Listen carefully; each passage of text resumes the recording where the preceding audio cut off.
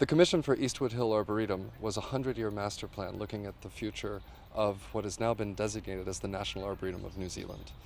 The Arboretum began as a working sheep farm under Russell Cook, who owned it, and he began writing letters to bring plants in from all over the world. It has now become the largest collection of Northern Hemisphere trees in the entire Southern Hemisphere. It's an extraordinary place and has now received the designation as the National Arboretum of New Zealand. We began work on it about 7 years ago, doing a master plan to start to reorganize the collection into the World Wildlife Fund mapping of biomes of the planet Earth. It has some of the only examples of the world's trees that exist in New Zealand. It's an absolutely extraordinary collection and well worth a visit. The aim of the project was to look 100 years out and try to understand how this collection could make a place for itself on the global stage of large conservation collections and botanic gardens. As the repository of so many important plants from the Northern Hemisphere within New Zealand, in many cases they're the only example of those plants that exist in New Zealand. So for research, scientific research, and also for propagation, it's a very important collection. Over the 100 years of its existence, a lot of the trees were unfortunately planted very close to each other and without much sense of order. Like as plants arrived, Cook would plant them out. And so now that they're 100 years old, some of them are crowding each other out. So how do we carefully propagate and reorganize the collection so that it makes sense and it also has a long-term resiliency? One of the challenges with Eastwood Hill Arboretum is, I think, the remoteness of its location and the fact that very few people know it exists. I think once people go there, they are absolutely blown away and they become avid supporters of the Botanic Garden. I think greater visibility on the national and international stage will be critical to the long-term success of Eastwood Hill Arboretum.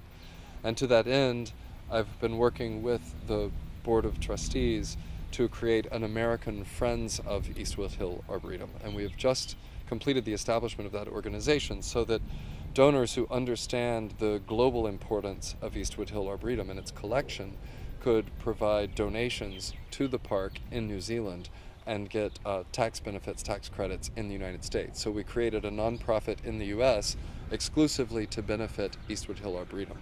One of the important ideas that we were able to bring to the master planning process at Eastwood Hill is to build on Cook's vision of this as a repository of Northern Hemisphere plants at an era where he was very concerned about nuclear holocaust in the Northern Hemisphere. He was thinking about all of these trees being in New Zealand, a very remote place, able to survive nuclear holocaust, and in that event, should that tragedy have ever happened, you could repatriate these trees back to the Northern Hemisphere. Now, in the 21st century, one of the greatest threats is global climate change, and we're finding species in the Northern Hemisphere dying out either from climate extremes or from pests, introduced fungi or insects. So as we're losing some of these keystone species in our northern ecologies, perhaps Eastwood Hill could build on that sort of cultural history and vision of Cook, but update it for the 21st century. And it could become what we've called an arboreal ark, where live specimens could be brought to New Zealand, put through quarantine to make sure that we're not introducing any pathogens to New Zealand, and then planted out in the collection in the different families of plants at Eastwood Hill for stewardship. Should we ever be able to eradicate some of the pests like Dutch elm's disease or the woolly adelgid or the emerald ash borer, these pests that have absolutely wiped out the populations in the Northern Hemisphere, if we had a safe, diverse population of 50 to 100 trees in Eastwood Hill, we could then perhaps repatriate to the Northern Hemisphere. This could be of global significance as a kind of ark from which we could bring back the biodiversity much needed in the Northern Hemisphere. I think if I were to encourage you to visit Eastwood Hill Arboretum, I would try to inspire you by the ability to go to Ngatapa, New Zealand, outside of Gisborne, and actually travel the world through trees.